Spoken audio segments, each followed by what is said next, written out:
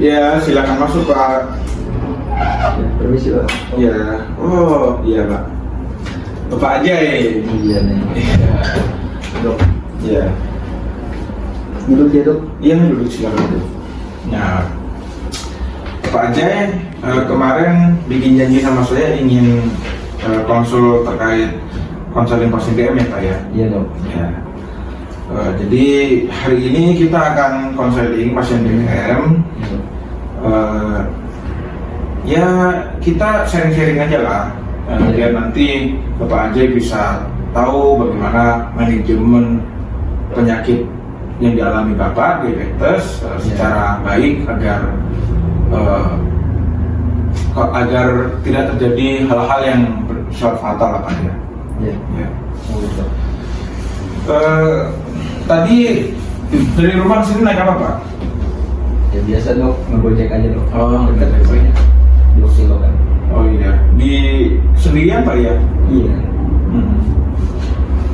Baik. Jadi sebenarnya terkait konseling diabetes ini sebenarnya ada 5 pilar yang perlu kita ketahui Pak Ajay. Gimana dok? Yang pertama itu ada edukasi. Jadi edukasi itu pengetahuan Bapak sendiri tentang diabetes. Bapak bisa mengerti seminar-seminar yang awam atau baca-baca artikel, tetapi sumbernya harus jelas Pak, karena banyak di luar sana itu berita-berita yang hoax tentang diabetes. Iya. Kira-kira Bapak aja tahu nggak diabetes apa? Diabetes kencing manis ya dok. Ya, kalau di orang awam diabetes sering disebut kencing manis. Jadi diabetes itu adalah suatu kondisi ketika kadar glukosa darah pada seseorang itu nggak normal gitu. Jadi kemarin Bapak melakukan pemeriksaan gula darah, kadar gula darah puasanya Bapak 180. Iya dok. Terus kadar gulanya dalam 2 jam itu ditemukan 240. Terus HbA1c-nya itu kemarin 8,5%. Nah, jadi kalau orang yang ingin diabetesnya itu tidak berlanjut ke arah yang fatal Pak, kayak tadi seperti tadi kadar gula darah puasa itu Bapak normalnya harus di bawah 130. Iya. Terus yang kadar puasa gula darah puasa sama kadar gula darah 2 jam tadi itu di bawah 100. Terus untuk HbA1c itu di bawah 7% Pak. Nah, yang kedua tadi kan yang pertama pilarnya pengetahuan. Iya dok. Jadi Bapak udah tahu kan diabetes sekarang? Iya dok. Ya. Yang kedua itu pola makan. Nah, untuk pola makan sendiri kuncinya ada di jumlah, jadwal, dan jenis. Iya. Nah, untuk jumlahnya sendiri, Bapak pasien diabetes sehari bisa makan 5 kali loh. Iya. Nah, jadi nggak harus dibatasi sehari sekali. Gimana dok? Nah, terus jadwalnya itu dari makan misalnya jam 7, terus nanti ada snack jam 9, Iya. makan lagi jam 1, ada snack lagi jam 3, terus makan terakhir jam 7 malam. Nah, untuk jumlahnya sendiri Pak Ajay bisa porsi yang kira-kira tidak terlalu banyak. Maksudnya porsinya sedang, karena kita kan makan sehari 5 kali. Jadi misal Bapak Ajay ingin makan pagi, itu misalnya porsinya cukup, terus nanti cemilannya mau jeruk 1 boleh. Nah, terus hindari juga makanan yang mengandung gula. Ya, kalau bisa nasi putih dihindari Pak ya, dikurangin lah. Karena kalau Indonesia kan makan nasi putih kayak gak kenyang gitu Pak ya. Iya benar.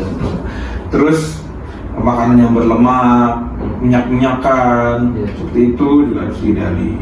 Nah, untuk konsepnya sendiri itu kalau makanan ada prinsipnya 3J, jumlah kalori, jenis makanan, dan jadwal. Untuk jumlah kalorinya itu ditentukan 55% ini karbohidratnya yang sumber yang bagus Pak ya. Iya. Seperti contoh kayak gandum, Nasi boleh dok? nasi, kalau nasi putih Dikurangin. ya dikurangi. Terus 20%-nya protein yang sehat. Terus 25%-nya lemak. Terus ada tambahan kayak vitamin, mineral, kacang-kacangan, serat, sayur, dan gula yang cukup. Terus untuk jenis makanannya, pilih makanan yang sehat. Karbohidratnya tadi kan, kalau karbohidrat seperti nasi itu kan bukan karbohidrat kompleks gitu. Jadi pilih yang karbohidrat kompleks dan berserat. Seperti apa dok? Contohnya tadi gandum, terus Bubur boleh dok? bubur apa? Bubur ayam. Bubur ayam nggak boleh dong. Yang itu bukan karbohidrat kompleks, ya gitu. Siap. Jadi karbohidrat kompleks itu kayak yang paling simpel kalau ada di jajanan tuh oat. Nah, oat kalau merek dagangnya tuh Quaker, tahu kan? Quaker ya. Ya, itu karbohidrat Tapi saya kompleks. Memang tawar rasanya. Itu sebenarnya tawar nggak tawar, maksudnya biasa aja. Nanti Bapak bisa biasakan lah. Ada kok ya olahan Quaker yang nggak harus dikasih susu atau gula. Banyak. Ada yang bikin nasi goreng, begitu ada. Nasi lagi dok? Enggak, maksudnya Quaker dibikin nasi goreng gitu loh. Oh iya. Nah, itu. Terus yang terakhir jadwal makannya tadi. Makannya 3 kali makan utama, terus 2 kali selingan. Ya, snack. Terus pilihan yang selanjutnya yaitu aktivitas fisik atau olahraga teratur. Nah, itu Bapak bisa ingat dengan fitnya T-nya 2. Yang pertama frekuensi, intensitas, time, dan type atau jenis olahraganya. Nah, jadi olahraga yang ringan-ringan aja deh, jalan kaki, senam, itu bisa. Terus frekuensinya kalau bisa 5 kali dalam seminggu. Nah, iya. Terus waktunya 30 sampai 60 menit per harinya. Setiap hari dok? Iya, ya 3 kali sampai 5 kali lah. Tapi lebih baik 5 kali karena mengingat Bapak diabetesnya kan lumayan gitu Pak ya. Iya dok. Terus jenis olahraganya yang ringan aja, jalan, senam, bersepeda. Kalau nge-gym dok? Nge-gym jangan dulu. Olahraganya kita berfokus ke kardio. Iya. Ya, betul. Terus yang selanjutnya pilihan selanjutnya ada intervensi medikamentosa atau pengobatan. Untuk pengobatan ini jangan coba-coba nih Pak Ajay untuk mengubah dosisnya, mengurangi atau menambah. Iya. Kalau misalnya sehari sekali ya sekali gitu. Terus jangan mengganti obat tanpa resep dokter. Nah, jadi kalau ada berita-berita di media sosial tentang obat ini sembuh diabetes, misalnya herbal ini bisa diabetes. Nah, kalau tanpa resep dokter, disarankan dokter jangan. Iya. Terus jangan coba-coba menghentikan obat tanpa anjuran dokter gitu. Nah, karena kalau tiba-tiba misalnya Pak Ajay, capek saya minum obat terus. Nah, kayak gitu nanti yang ada malah diabetesnya Pak Ajay bisa mengarah ke arah komplikasi. Nah, yang selanjutnya pilihan selanjutnya ada pengendalian tata diabetes dengan pemeriksaan gula darah mandiri. Jadi Bapak bisa nih periksa gula darah secara mandiri. Nah, pemeriksaan gula darah itu sebelum dan 2 jam sudah makan pagi, siang, dan malam sebelum tidur. Kayak gitu. Jadi jika perlu dilakukan pemeriksaan glukosa darah saat dini hari, jadi Bapak bisa melakukannya. Targetnya kan tadi 80 sampai 130 kan Pak ya. Dan untuk 2 jam sudah makan itu tadi kan saya bilang harus di bawah 180. Nah, tadi kan Pak Ajay itu kan skornya yang gula darah puasa kan 180, yang 2 jam itu 240. Jadi Pak Ajay ketika memeriksa bisa tahu lah normanya berapa. Terus untuk yang pemeriksaan gula darah yang rata setiap 1 bulan atau HbA1c tadi itu harus di bawah 7%. Tadi kan Pak Ajay skornya 8,5%. Nah, yang selanjutnya